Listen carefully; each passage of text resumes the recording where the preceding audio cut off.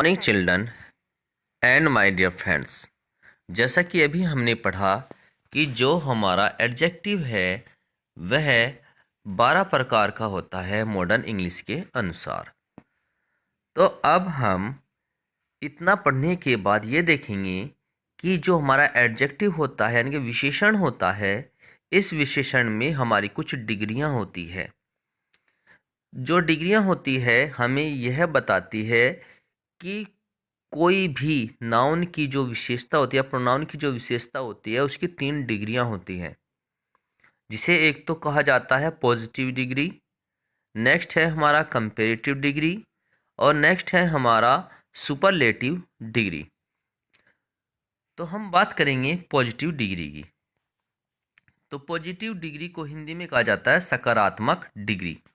सकारात्मक डिग्री यहाँ पर क्या होता है कि इसमें एक ही व्यक्ति के बारे में बताया जाता है या एक ही वस्तु के गुण या धर्म के बारे में बताया जाता है। तो यहाँ पर बात करेंगे the positive degree of adjective is the adjective in its simple form. Means जो यहाँ पर सकारात्मक डिग्री होती है या विशेषण होता है, यह है जब कोई तुलना नहीं की जाती है। इसका इस्तेमाल कब होता है? जब कोई तुलना नहीं की जाती है तो अपने सरल रूप में विशेषण का उपयोग किया जाता है। तो ऐसी स्थिति में हम जो एडजेक्टिव होता है उसका इस्तेमाल ऐसे कैसे ही कर देते हैं। तो चलिए एग्जाम्पल देखते हैं। तो इसका एग्जाम्पल है जैसे रेखा is a good singer.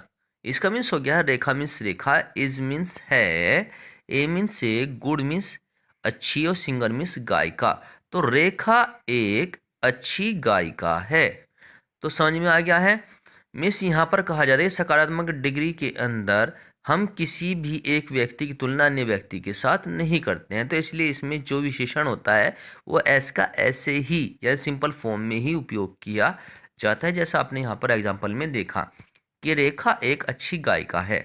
Next है हमारा he is a tall boy.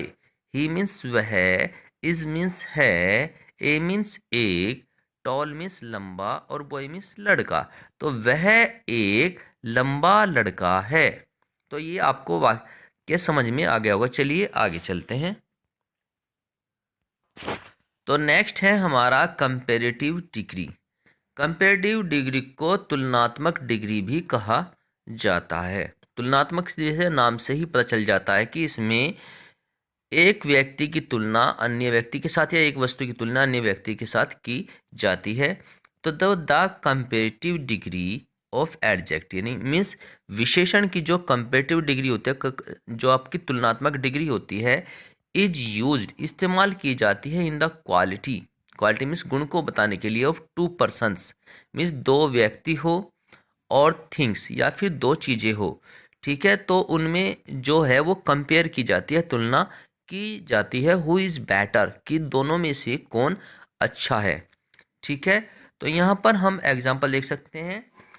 देखिए यहाँ पर हम देखते हैं this girl is more beautiful then that. इसका मतलब हो गया है कि दिस मीन्स यह है, गर्ल मीन्स लड़की, इज मीन्स है, मोर मीन्स अधिक, ब्यूटीफुल मीन्स सुंदर, कि यह लड़की अधिक सुंदर है। देन मीन्स से, दैट मीन्स उस, मीन्स यह जो लड़की है ये उससे ज़्यादा सुंदर है। मीन्स यहाँ पर किस इसकी जो लड़की की तुलना है हम किसी और से कर रहे हैं।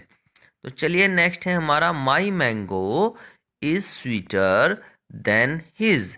इट मीन्स क्या? माई मीन्स मेरा, मैंगो मीन्स आम, इज मीन्स है, स्वीटर मीन्स मीठा, देन मीन्स से, हिज मीन्स उस। तो यह क्या? उससे। ठीक है, कि मेरा जो आम है उससे मीठा है। तो जैसा कि अभी हमने बताया कि जो हमारी कंपेरेटिव डिग्री होती है उसका इस्तेमाल हमेशा दो वस्तुओं के बीच में तुलना करने के लिए किया जाता है। तो उसमें यह बताया जाता है कि एक वस्तु या एक संज्ञा या सर्वनाम दूसरे से किस प्रकार से श्रेष्ठ है। ठीक है, तो चलिए अब आगे देखते हैं। तो यहाँ पर हमने जो देखा है अभी, जो हमारी तुलनात्मक डिग्री होती है, इसमें देख सकते हैं कि इसमें जो दो वस्तुएं होती हैं उनके गुण या दोष के बारे में बताया जाता है और उन्हीं की तुलना की जाती है। जैसे कि आपको बताता है कि यह लड़की उससे कहीं ज़्यादा खूबसूरत है, और दूसरा क्या था कि मेरा आम उसके आम से ज़्यादा मीठा है। तो चलिए अब बात करते हैं हम सुपरलेटिव डिग्री की। तो अब है हमारा सुपरलेटिव डिग्री। तो सुपरलेटिव डिग्री का अर्थ होता है अतिशयोक्ति डिग्री। अतिशयोक्ति डिग्री का मतलब होता है यहाँ एक वस्तु की जो तुलना है, एक वस्तु की जो तुलना है वो एक दो या दो से ज़्यादा वस्तुओं के साथ की जाती है, ठीक है, या एक ही वस्तु को बढ़ा चढ़ाकर बताया जाता है, इसीलिए हम इसको अतिशयोक्ति डिग्री कहते हैं। तो देखिएगा यहाँ superlative degree of an adjective means जो हमारी विशेषण की सुपरलेटिव डिग्री होती है डिनोट्स मीन्स वह दिखाती है द हाईएस्ट मीन्स सबसे उच्चतम, डिग्री मीन्स डिग्री को, ऑफ क्वालिटी मीन्स गुण की, गुण की जो सबसे ऊंची उच्चतम, ठीक है, जो डिग्री होती है उसको ये दिखाती है।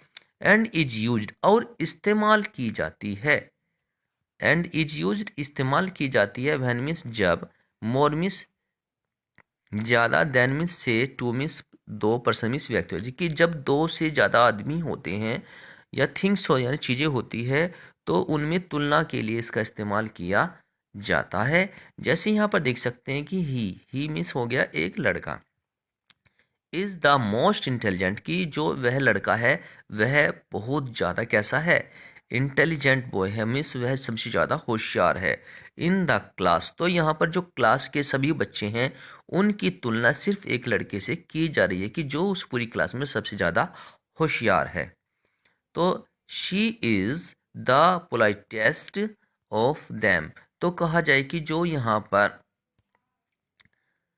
लड़की है, एक लड़की की बात की जा रही है, उसी के बारे में बताया जा रहा है कि वह सबसे पोलाइटेस्ट में सबसे ही दयालु है। किनसे, जो वहाँ पे ग्रुप है उस ग्रुप के बारे में बताया जा रहा है कि वह उन सबसे दयालु है। तो यहाँ पर देख सकते हैं कि जो हमारा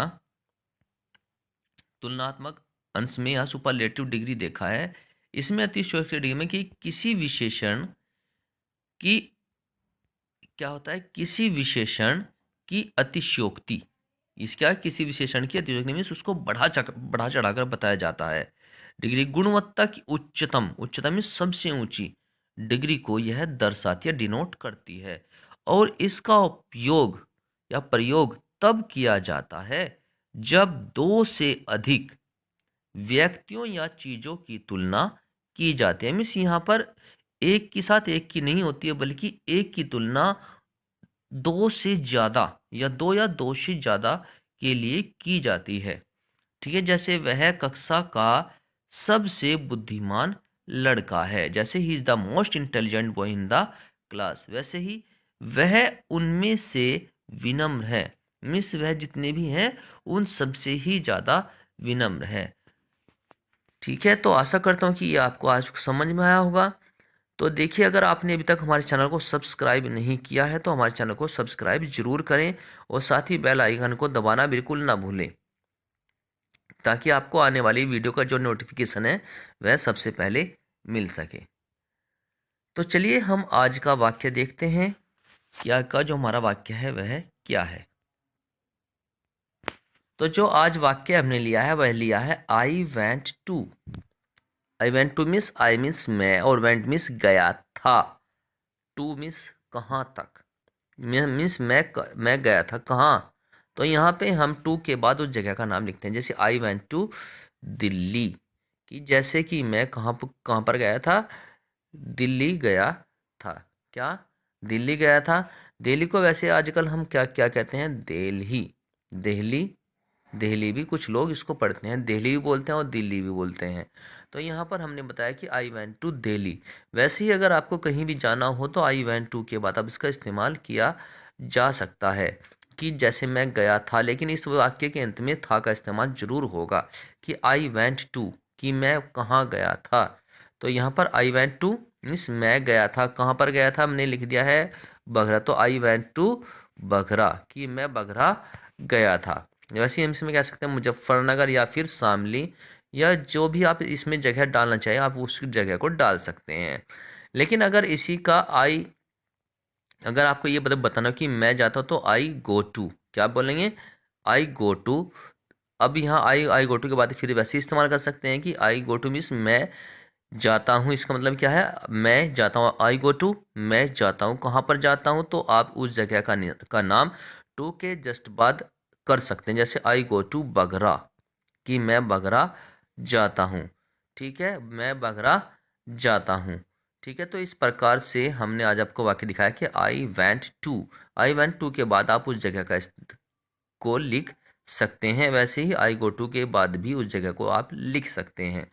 ऊपर में वेंट टू लगाएंगे तो था वाक्य में आएगा, अगर आई गो टू लगाएंगे तो है आएगा या हूँ आएगा, जैसे मैं जाता हूँ। ठीक है, तो यहाँ पर आपने देखा कि किस प्रकार से हमारा जो वाक्य है वह कार्य करता है। तो चलिए आज के लिए इतना ही। Thank you, have a nice day.